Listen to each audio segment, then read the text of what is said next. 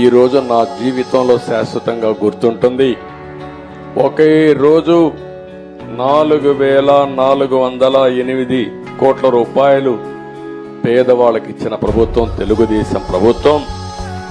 దీన్ని లెక్కేసుకుంటే సంవత్సరానికి 33,100 కోట్ల రూపాయలు పేదవాళ్ళకు ఒక్క పింఛన్లోనే ఇస్తున్నాం. పింఛన కార్యక్రమంలో 33,100 కోట్ల రూపాయలు మీకు ఇవ్వబోతున్న పింఛన్ల ప్రకారం 5 ఏళ్లు లెక్కేసుకుంటే 5 × 33,000 1,65,500 కోట్ల రూపాయలు 5 సంవత్సరాల్లో ఒక పింఛన్ల ద్వారా ఈ పేదవాళ్ళకు అందించే ప్రభుత్వం ఎన్డీఏ ప్రభుత్వం అని కూడా నేను మీకు తెలియజేస్తున్నా.